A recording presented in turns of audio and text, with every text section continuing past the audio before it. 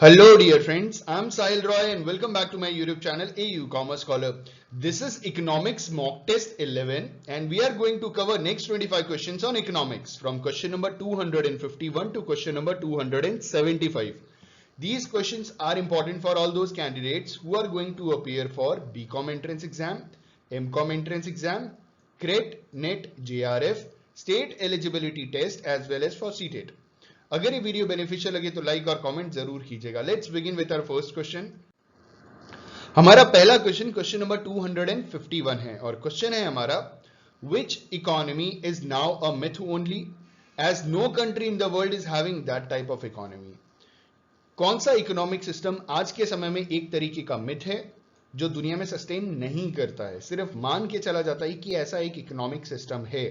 We have 4 options. पहला option capitalist economy, दूसरा option socialist economy, तीसरा ऑप्शन मिक्स्ड इकोनॉमी और चौथा option none of the above. इस क्वेश्चन का सही आंसर होगा option B socialist economy. Socialist economy एक प्योर सोशलिस्ट इकोनॉमी आज के टाइम पे मिथ है। आपको मालूम है सोशलिस्ट इकोनॉमी किसे कहते हैं? सोशलिस्ट इकोनॉमी वो इकोनॉमी होती है जहां पे कोई भी काम करने से पहले आपको गवर्नमेंट से परमिशन लेना पड़ेगा। जो भी रिसोर्सेज हैं वो सोसाइटी के वेलफेयर के लिए इस्तेमाल होती है, वो सोशलिस्ट इकोनॉमी है। ठीक है, बहुत सोच विचार करके गवर्नमेंट अलाउ करती है, लाइसेंस देती है कोई भी काम करने के लिए। तो ये एक प्योर सोशलिस्ट इकोनॉमी आज अप्रैल 2020 का जो टाइम चल रहा है इसके डेट के हिसाब से मिथ बन गया है, क्योंकि रियलिटी में ये चीज कहीं दुनिया में एग्जिस्ट नहीं करती। रही बात मिक्स्ड इकोनॉमी की, तो हमारे इंडिया में मिक्स्ड इकोनॉमी है। इंडिया का मिक्स्ड इकोनॉमी 1948 से शुरू हो गया था। उसके पहले इंडिया की इकोनॉमी कैपिटलिस्ट इकोनॉमी थी जब ब्रिटिशर्स हमारे देश में शासन कर रहे थे, और 1948 के बाद से लेकर के आज तक मिक्स्ड इकोनॉमी चली आ रही है और ये फ्यूचर में भी चलती रहेगी। रीजन ये है कि मिक्स्ड इकोनॉमी की मदद से हमारे देश ने बहुत तेजी से तरक्की की है। रही बात कैपिटलिस्ट इकोनॉमी की, जितने भी डेवलप्ड नेशंस हैं वो कैपिटलिस्ट इकोनॉमी है, क्योंकि जिसे कहते हैं पूंजीवादी देश, जहां पे गवर्नमेंट से परमिशन लेने की जरूरत नहीं होती, गवर्नमेंट को टैक्सेस से मतलब होता है और गवर्नमेंट हर एक चीज आपको अलाउ कर देती है कि आपको जो मर्जी वो करो, हमको किसी चीज में कोई दिक्कत नहीं। सोशलिस्टिक इकोनॉमी आज के टाइम पे प्योर मिथ है। ये इस क्वेश्चन का सही आंसर है। Option B is the correct answer for the given question. हमारा अगला क्वेश्चन क्वेश्चन नंबर 252 है और क्वेश्चन है हमारा if the proportion of income spent on a goods decreases as income rises then income elasticity is. हमसे सवाल पूछा गया है, बताइए इनकम इलास्टिसिटी कैसे होगी जब आपकी इनकम बढ़ेगी और आप एक पर्टिकुलर गुड पे प्रपोर्शनेट इनकम खर्च करना कम कर देंगे। ठीक है, वी हैव 4 ऑप्शंस। पहला ऑप्शन ग्रेटर देन 1, दूसरा ऑप्शन लेस देन 1, तीसरा ऑप्शन 1 और चौथा ऑप्शन 0। इस क्वेश्चन का सही आंसर है option b less than 1। Question है if the proportion of income spend on a goods decreases as income rises then income elasticity is less than 1। Option B is the correct answer for the given question. हमारा अगला question number 253 और question है हमारा if two goods are totally unrelated, अगर दो goods पूरी तरीके से अनरिलेटेड हैं, एक दूसरे से कोई लेना देना नहीं है, then cross elasticity between them is, तब इन दोनों गुड्स की क्रॉस इलास्टिसिटी कैसी होगी? We have 4 options. पहला ऑप्शन है हमारा 0, दूसरा ऑप्शन है हमारा 1, तीसरा ऑप्शन है हमारा इनफाइनाइट और चौथा ऑप्शन है हमारा नन ऑफ द अबव। तो इस क्वेश्चन का सही आंसर है ऑप्शन ए 0, क्योंकि दोनों गुड्स में कोई एक हिसाब से रिलेशन ही नहीं है। If two goods are totally unrelated then cross elasticity between them is 0। Option A is the correct answer for the given question. हमारा अगला क्वेश्चन नंबर 254 और क्वेश्चन है हमारा the income of a household rises by 20%। एक household का income 20% बढ़ गया। The demand for computer rises by 50%। तो जो कंप्यूटर के डिमांड्स थे वो 50% बढ़ गए। This means computer is a और एन, इसका मतलब कंप्यूटर किस तरीके का गुड्स है। ठीक है, वी हैव 4 ऑप्शंस। पहला ऑप्शन इंफीरियर गुड्स। सवाल पूछा गया है कि एक हाउस होल्ड का इनकम बढ़ने के बाद, अगर हाउस होल्ड का इनकम 20% बढ़ रहा है तो कंप्यूटर की डिमांड 50% बढ़ जा रही है, तो बताइए कंप्यूटर कैसा गुड है? तो पहला ऑप्शन इंफीरियर गुड्स, दूसरा ऑप्शन लग्जरी गुड्स, तीसरा ऑप्शन नेसेसिटी गुड्स और चौथा option none of the above. तो इस क्वेश्चन का सही आंसर है ऑप्शन बी लग्जरी गुड्स।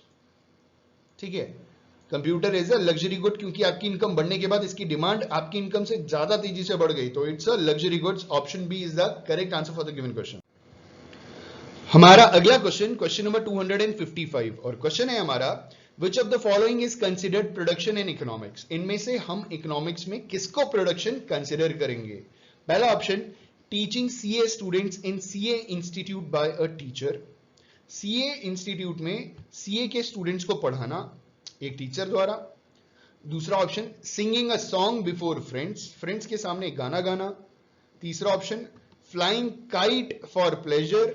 चौथा option, teaching to friends in a library any concept of economics. तो इस क्वेश्चन का सही आंसर है ऑप्शन ए, क्योंकि यहां कुछ प्रोडक्टिव हो रहा है और यहां पे एक इकोनॉमिक एक्टिविटी हो रही है। ठीक है, यहां इकोनॉमिक एक्टिविटी हो रही है, साइकोलॉजिकल सेटिस्फैक्शन के लिए नहीं हो रही है, यहां पैसा कमाने के लिए हो रही है। तो इकोनॉमिक्स के हिसाब से इसे हम क्या बोलेंगे? यहां पे हम प्रोडक्शन बोलेंगे, क्योंकि वहां कुछ प्रोडक्टिव हो रहा है, कुछ नॉलेज का प्रोडक्शन हो रहा है, हम किसी को कुछ सिखा रहे हैं कंपैरेटिवली। तो option A is the correct answer for the given question. हमारा अगला क्वेश्चन, क्वेश्चन नंबर 256, और क्वेश्चन है हमारा the following is not the characteristics of land. इनमें से कौन सा लैंड का कैरेक्टरिस्टिक नहीं है? जो धरती है, फैक्टर्स ऑफ प्रोडक्शन में लैंड जो आता है उसका कैरेक्टरिस्टिक्स नहीं है। पहला option, land varies in fertility and uses. क्या ये लैंड का कैरेक्टरिस्टिक्स है? दूसरा कैरेक्टरिस्टिक्स लैंड का, लैंड इज हाईली इमूवेबल। तीसरा characteristics, the supply of land is perfectly elastic from the point of view of the economy. और चौथा, the supply of land is perfectly inelastic from the point of view of the economy. तो सवाल पूछा गया था कि इनमें से कौन सी कैरेक्टरिस्टिक्स लैंड की कैरेक्टरिस्टिक्स नहीं है, तो option C is the correct answer. Option C में कहा गया था the supply of land is perfectly elastic, मतलब लैंड की जो सप्लाई है उसे हम अपने डिमांड के हिसाब से बढ़ा भी सकते हैं, घटा भी सकते हैं, from the point of view of the economy मतलब अगर हमें लैंड की जरूरत है तो हमने लैंड बढ़ा लिया, बना लिया, इंक्रीज कर लिया, तो ये तो कभी पॉसिबल नहीं होता। तो इस हिसाब से option C is the correct answer for the given question. हम कभी भी लैंड को इलास्टिक नहीं समझते, ना वो होता है, उसका नेचर परफेक्टली इलास्टिक नहीं होता। Option C is the correct answer for the given question. हमारा अगला क्वेश्चन, क्वेश्चन नंबर 257, और क्वेश्चन है हमारा fiscal policy is given by. देश के अंदर फिस्कल पॉलिसी कौन देता है? We have 4 options. पहला ऑप्शन है हमारा मिनिस्ट्री ऑफ फाइनेंस। दूसरा ऑप्शन है हमारा RBI, reserve bank of India. तीसरा ऑप्शन है हमारा प्लानिंग कमीशन, और चौथा ऑप्शन है हमारा पार्लियामेंट। तो इस क्वेश्चन का सही आंसर है option A, ministry of finance. Fiscal policy कौन देता है हमारे देश में? मिनिस्ट्री ऑफ फाइनेंस देता है फिस्कल पॉलिसी। ठीक है, option A is the correct answer. अगर हम मॉनेटरी पॉलिसी की बात करें तो monetary policy reserve bank of India देता है, तो ऑप्शन बी होता। लेकिन हमारे देश में, इंडिया के अंदर fiscal policy ministry of finance देती है। Option A is the correct answer. हमारा अगला क्वेश्चन, क्वेश्चन नंबर 258, और क्वेश्चन है हमारा in India accept in the election year budget is given on. Bharat के अंदर बजट किस डेट में दी जाती है एक्सेप्ट इलेक्शन वाले साल को छोड़ के? ठीक है, वी हैव 4 ऑप्शंस। पहला ऑप्शन है लास्ट डे ऑफ मार्च। दूसरा option first day of April. तीसरा ऑप्शन 1 जनवरी, और चौथा ऑप्शन 1 फरवरी। तो अगर मैं बात करूं इन द ईयर 2020, तो 1 फरवरी को बजट पेश किया गया था, और in the year 2017 railway budgets को भी नॉर्मल बजट्स में इंक्लूड कर दिया गया था हमारे प्राइम मिनिस्टर नरेंद्र मोदी जी ने। ठीक है, तो हमारे देश में जो बजट पेश किया जाता है वो 1 फरवरी को पेश किया जाता है हर साल। Option D is the correct answer for the given question. हमारा अगला क्वेश्चन, क्वेश्चन नंबर 259, और क्वेश्चन है हमारा एसडीआर स्टैंड्स फॉर। आपको मालूम है ना, एसडीआर जो है वो इंटरनेशनल मॉनेटरी फंड की एक करेंसी है जिसका जो वैल्यू है हर रोज बदलता है। इंटरनेशनल मॉनेटरी फंड के 189 मेंबर्स हैं, और हमसे सवाल पूछा जा रहा है कि एसडीआर का फुल फॉर्म बताइए। We have 4 options. पहला ऑप्शन सिक्योरिटी ड्रॉइंग राइट्स। दूसरा ऑप्शन सुपर ड्रॉइंग राइट्स। तीसरा ऑप्शन सिस्टमैटिक ड्रॉइंग राइट्स, और चौथा ऑप्शन स्पेशल ड्रॉइंग राइट्स। तो इस क्वेश्चन का सही आंसर है option D, special drawing rights. जो मेंबर नेशंस होते हैं इंटरनेशनल मॉनेटरी फंड के, उनको एक स्पेशल ड्राइंग राइट्स दी जाती है, उसे हम SDR कंसिडर करते हैं। Option D is the correct answer for the given question. हमारा अगला क्वेश्चन, क्वेश्चन नंबर 260, और क्वेश्चन है हमारा PTA स्टैंड्स फॉर। PTA का फुल फॉर्म बताइए।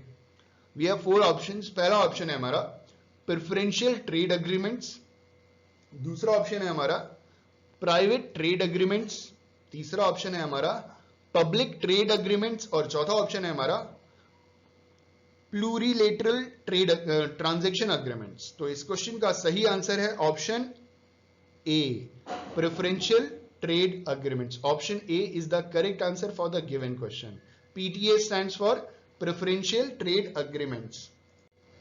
हमारा अगला क्वेश्चन, क्वेश्चन नंबर 261, और क्वेश्चन है हमारा the number of members of World Trade Organization is.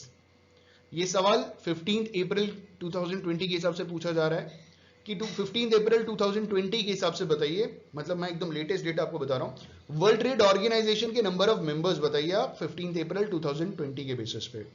We have 4 options. पहला ऑप्शन 177, दूसरा ऑप्शन 175, तीसरा ऑप्शन 164 और चौथा ऑप्शन 177।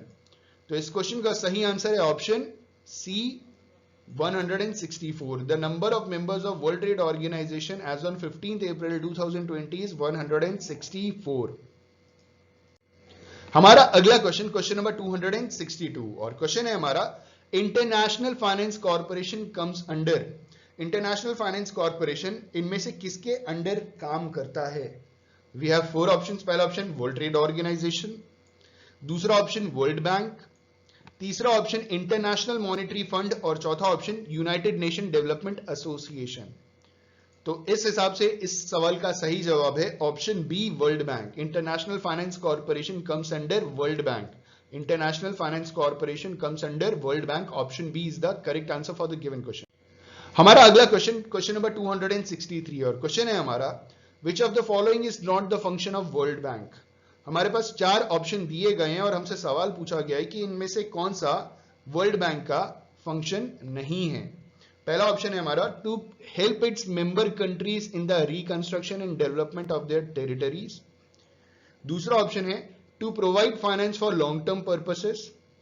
तीसरा ऑप्शन है to provide finance for short term purposes, और आखिरी ऑप्शन है to encourage private foreign investment and credit by providing guarantee of repayment of private industries। ठीक है, तो इस क्वेश्चन का सही आंसर है ऑप्शन सी, वर्ल्ड बैंक का यह फंक्शन नहीं होता to provide finance for short term purposes, बाकी तीनों फंक्शन होते हैं। ठीक है, अगला क्वेश्चन है हमारा क्वेश्चन नंबर 264, और क्वेश्चन है हमारा IBRD, जिसे वर्ल्ड बैंक कहा जाता है, वॉज सेटअप इन। IBRD के बारे में पूछा गया क्योंकि वर्ल्ड बैंक तो बाद में नाम पड़ा था, स्टार्टिंग में तो IBRD नाम था। IBRD कब, किस साल में सेटअप हुआ था? ठीक है, वी हैव 4 ऑप्शंस। पहला ऑप्शन है हमारा 1964, दूसरा ऑप्शन है 1947, तीसरा ऑप्शन है 1945 और चौथा ऑप्शन है 1919। तो इस क्वेश्चन का सही आंसर है option C, 1945। IBRD was set up in the year 1945. Option C is the correct answer for the given question. हमारा अगला क्वेश्चन, क्वेश्चन नंबर 265, और क्वेश्चन है हमारा fiscal deficit minus borrowings and other liabilities is equal to. जब fiscal deficit में हम borrowings और other liabilities को माइनस करेंगे तो क्या मिलेगा? We have 4 options. पहला ऑप्शन है हमारा रेवेन्यू डेफिसिट, दूसरा ऑप्शन है हमारा प्राइमरी डेफिसिट, तीसरा ऑप्शन है हमारा कैपिटल डेफिसिट और चौथा ऑप्शन है हमारा बजट डेफिसिट। तो इस क्वेश्चन का सही आंसर है ऑप्शन डी, बजट डेफिसिट। ठीक है, फिजिकल डेफिसिट में जब हम बोरोइंग्स को और अदर लायबिलिटीज को माइनस करेंगे तो हमें क्या मिलेगा? Budget deficit. Option D is the correct answer for the given question. हमारा अगला क्वेश्चन, क्वेश्चन नंबर 266, और क्वेश्चन है हमारा an increase in SLR will result in. अगर हम स्टैट्यूटरी लिक्विडिटी रेशियो को बढ़ा देते हैं तो इसका रिजल्ट क्या होगा? ठीक है, वी हैव 4 ऑप्शंस। पहला ऑप्शन है हमारा an increase in revenue deficit, दूसरा option a decrease in revenue deficit, तीसरा option an increase in fiscal deficit और चौथा option no change in fiscal deficit। तो इस क्वेश्चन का सही आंसर है option D, no change in fiscal deficit। आपको मालूम है फिस्कल डेफिसिट क्या होता है? फिस्कल डेफिसिट एक हिसाब से जो फिस्कल पॉलिसी बनाती है वो जो हमारी गवर्नमेंट फिस्कल पॉलिसी बनाती है उसमें गवर्नमेंट का रेवेन्यू और गवर्नमेंट के एक्सपेंडिचर की बात की जा रही है, तो उससे एसएलआर से क्या लेना देना? SLR is statutory liquidity ratio, जो बैंक जो भी कमर्शियल बैंक है ना, लिक्विड फॉर्म में करेंसी जो भी उनकी जो करेंसी अपने पास रखते हैं ताकि day to day transaction fulfil कर सकें, इससे फिजिकल डेफिसिट का कोई लेना देना ही नहीं है। तो an increase in SLR will result in no change in fiscal deficit. Option D is the correct answer for the given question. हमारा अगला क्वेश्चन नंबर 267 और क्वेश्चन है हमारा, under which of the following tax system more tax is imposed on the lower income groups? किस taxation system के हिसाब से lower income groups के ऊपर ज्यादा टैक्स इंपोज किया जाता है? ठीक है, वी हैव 4 ऑप्शंस। पहला ऑप्शन रिग्रेसिव, दूसरा ऑप्शन प्रोग्रेसिव, तीसरा ऑप्शन वैल्यू एडेड टैक्स और चौथा ऑप्शन प्रोपोर्शनल टैक्स। इस क्वेश्चन का सही आंसर है ऑप्शन ए, रिग्रेसिव। रिग्रेसिव टैक्सेशन सिस्टम वो टैक्सेशन सिस्टम होता है जहां पे लोअर इनकम ग्रुप्स के ऊपर ज्यादा टैक्स का दबाव होता है, उनको ज्यादा टैक्सेस भरने पड़ते हैं। प्रोग्रेसिव की अगर मैं बात करूं तो अमेरिका जैसे देश में प्रोग्रेसिव है। इसका मतलब ये होता है जितना ज्यादा आप अर्न करेंगे कंपैरेटिवली उतना कम परसेंटेज आपको टैक्स भरना पड़ेगा। This is progressive taxation system. India में जो लोग कम कमाते हैं वो ज्यादा टैक्स भरते हैं कंपैरेटिवली। ठीक है, तो option A is the correct answer. Under which of the following tax system more tax is imposed on lower income groups? It is regressive taxation system. Option A is the correct answer for the given question. हमारा अगला question number 268 और question है हमारा, open market purchases of government bonds by RBI will have the tendency to. जब RBI open market operations द्वारा market से government bonds purchase करता है तो उसकी टेंडेंसी क्या होती है? ठीक है, वी हैव 4 ऑप्शंस। पहला ऑप्शन हमारा पहला ऑप्शन है decrease interest rates but increase money supply. दूसरा option decrease interest rates but decrease money supply. तीसरा option increase interest rates but increases money supply. और चौथा option increase interest rates but decreases money supply. तो इस question का सही answer है option a, decrease interest rates but increases money supply. जब इन्होंने सवाल पूछा था कि open market purchase of government bonds by RBI will have the tendency to decrease interest rates but increases money supply। ठीक है, जब अपने बॉन्ड्स खरीदे जा रहे हैं, गवर्नमेंट के बॉन्ड्स खरीदे जा रहे हैं, तो इससे क्या हो रहा है, आरबीआई अगर मार्केट में जाकर के बॉन्ड्स खरीद रही है तो जाहिर सी बात है कि वो बॉन्ड्स लेकर के आ रही है, लेकिन इनफ्लो मतलब कैश की सप्लाई या मनी की सप्लाई तो बढ़ा ही रही है ना। तो जब मनी की सप्लाई बढ़ा रही है तो इंटरेस्ट रेट घटाना पड़ेगा, तो डिक्रीज इन इंटरेस्ट रेट हो जाएगा साथ ही साथ, but increase in money supply. Option A is the correct answer for the given question। हमारा अगला क्वेश्चन नंबर 269 और क्वेश्चन है हमारा, bank rate means, bank rate का मतलब क्या होता है? We have 4 options. पहला ऑप्शन है हमारा rate of interest paid by banks to depositors. दूसरा ऑप्शन है हमारा rate below which banks can not lend money to borrowers. तीसरा option rate of interest charge by RBI on its loan to other commercial banks. और चौथा option rate of interest charge by commercial banks for loan given to RBI. इस question का सही answer है option C, bank rate means rate of interest charge by RBI on its loan to other commercial banks. Bank rate वो rate होता है जिसमें RBI जो भी लोन देता है कमर्शियल बैंक्स को, उसका जो रेट ऑफ इंटरेस्ट होता है उसे बैंक रेट कंसिडर करते हैं। तो option C is the correct answer for the given question. हमारा अगला क्वेश्चन नंबर 270 और क्वेश्चन है हमारा, when price are rising and there is unemployment and recession in the economy, this phenomena is called. जब prices बढ़ रही हैं, economy के अंदर अनएम्प्लॉयमेंट है, इकोनॉमी के अंदर रिसेशन है, तो इस फिनोमेना को क्या कंसिडर करते हैं? मतलब इकोनॉमी के अंदर रिसेशन है और साथ ही साथ अनएम्प्लॉयमेंट है, लेकिन उसके साथ ही साथ प्राइस भी बढ़ रही है, तो इस कंडीशन को क्या कंसीडर करते हैं? We have 4 options. पहला ऑप्शन इन्फ्लेशन, दूसरा ऑप्शन स्टैगफ्लेशन, तीसरा ऑप्शन डिफ्लेशन और चौथा ऑप्शन रिफ्लेक्शन। तो इस क्वेश्चन का सही आंसर है ऑप्शन बी, स्टैगफ्लेशन। स्टैगफ्लेशन वो कंडीशन होती है जहां इकोनॉमी के अंदर एक हिसाब से रिसेशन आता है, लोगों के पास नौकरियां नहीं होती, लेकिन उसके बाद भी प्राइसेस बढ़ रहे होते हैं गुड्स एंड सर्विसेज के। Option B is the correct answer for the given question. हमारा अगला क्वेश्चन, क्वेश्चन नंबर 271, और क्वेश्चन है हमारा, when too much money chases too few goods the resulting inflation is called. बहुत बढ़िया सवाल है, एक बार मैं फिर रीड करूंगा, आप समझिएगा। When too much money ceases, जब बहुत सारा धन, बहुत सारा पैसा चेज कर रहा है बहुत थोड़े से गुड्स को, इसका रिजल्ट क्या होता है? The resulting inflation is called. जो रिजल्टिंग इन्फ्लेशन है उसे हम क्या कहेंगे? ठीक है, वी हैव 4 ऑप्शंस। पहला ऑप्शन है डिफ्लेशन, दूसरा ऑप्शन कॉस्ट पुश इन्फ्लेशन, तीसरा ऑप्शन स्टैगफ्लेशन, और चौथा ऑप्शन डिमांड पुल इन्फ्लेशन। तो इस क्वेश्चन का सही आंसर है option D, demand pull inflation. देखिए, कॉस्ट पुश इन्फ्लेशन का मतलब क्या होता है कि जहां पे जो चीजों की महंग, मतलब जैसे मान लीजिए कि आप रॉ मटेरियल महंगा हो गया, मतलब जो लागत है ना वही बढ़ जाती है, रॉ मटेरियल के रेट बढ़ गए, लेबर का रेट बढ़ गया, तो it is called cost push inflation. लेकिन डिमांड पुल इन्फ्लेशन का मतलब ये होता है कि हम ज्यादा पैसा देंगे और हमें वो चीज चाहिए। ठीक है, किसी भी चीज को खरीदने के लिए आप कंपैरेटिवली ज्यादा पे करने के लिए तैयार रहते हैं, तो this is called demand pull inflation. तो यहां सवाल पूछा गया था, when too much money chases too few goods the resulting inflation is called demand pull inflation. Option D is the correct answer for the given question. हमारा अगला question, question number 272, और question है हमारा NLM stands for। हमें full form बताना है। NLM का full form क्या होता है?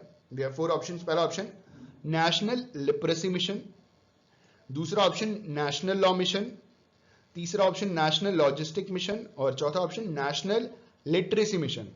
तो इस क्वेश्चन का सही आंसर है option D, national literacy mission. NLM का full form national literacy mission होता है। ठीक है, अगला क्वेश्चन है हमारा क्वेश्चन नंबर 273, और क्वेश्चन है, over the year the indices of malaria has.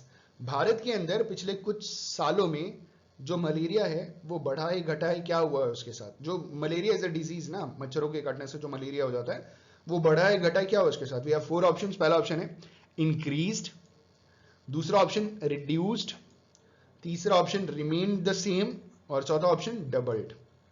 तो इस क्वेश्चन का सही आंसर है ऑप्शन बी, रिड्यूस्ड। पिछले कुछ समय में हमारे देश के अंदर मलेरिया से होने वाली बीमारियां जो भी हैं वो कंपैरेटिवली कम हुई हैं। ठीक है, मलेरिया कम हुआ है। Option B is the correct answer for the given question.